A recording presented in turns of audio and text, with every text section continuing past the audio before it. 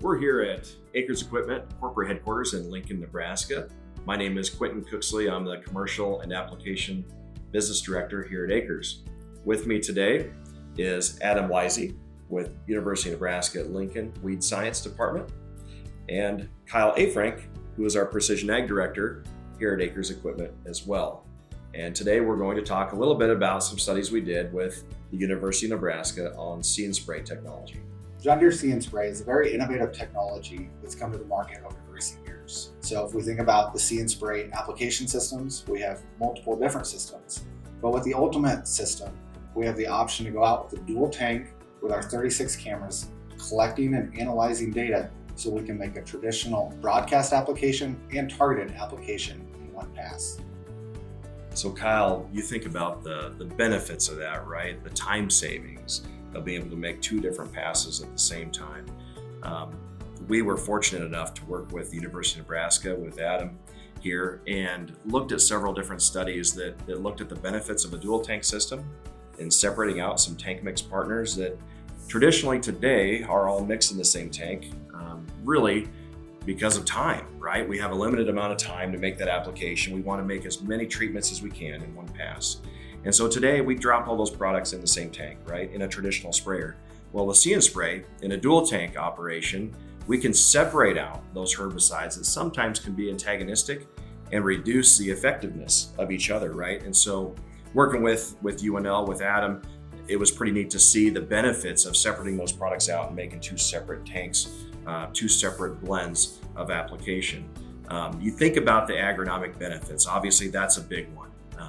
Herbicide effectiveness improved at lower rates. That's huge, right? And protecting that technology for years to come. So those weeds don't get resistant to those herbicides quicker than they normally would. And then you also think about the benefits of reducing herbicide use, right? And in the targeted spray of See and Spray Ultimate.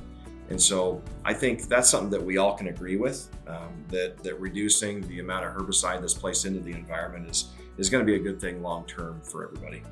So we worked with the University of Nebraska to identify a test site outside of Mead, Nebraska, where we have the Eastern Nebraska Research, Extension, and Education Center.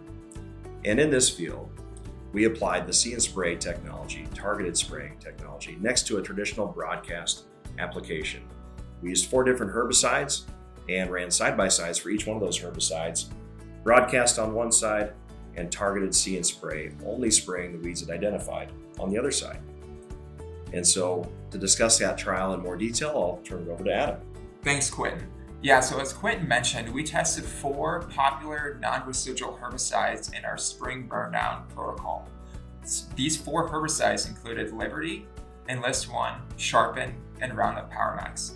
We chose these 4 herbicides because these are 4 of the most common non-residual herbicides popular in Nebraska soybean production. So Adam, when we think about what we learned from the trial and seeing those side-by-sides of See and Spray on one side and traditional broadcast application on the other side, what did we take away from these studies? What did we learn? Yeah, Quentin.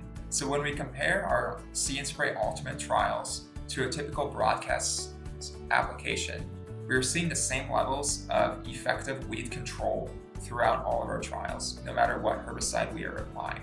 So Adam, basically what we learned is, irregardless of whether the application was made targeted with See and Spray or traditional broadcast and covering every acre, we saw the same weed density, the same weed control in each one of those passes, telling us that See and Spray did in fact identify the weeds and control that weed density. Yep, that's right, Quentin. So the See and Spray was just as effective as a typical broadcast application in our field. Excellent. So when you think about the benefits of See and Spray and what we were trying to prove in this study, you have economic benefits, obviously, with herbicide savings, only applying that herbicide, that burndown herbicide, to the weeds that are existing in the field, rather than applying it to every square inch of the field. And then you also have environmental benefits, reducing herbicide use, applying it only where it's needed, and hopefully protecting these herbicides and chemistries for many years to come and not overusing them and creating resistance. And when you look at those combined, the economic and environmental benefits of this technology, combined with our proven results in the field to show the technology does what we say it will do, just as effective controlling in a targeted spray versus a broadcast application. We're very excited about the confidence we can have around this product when we talk to our customers.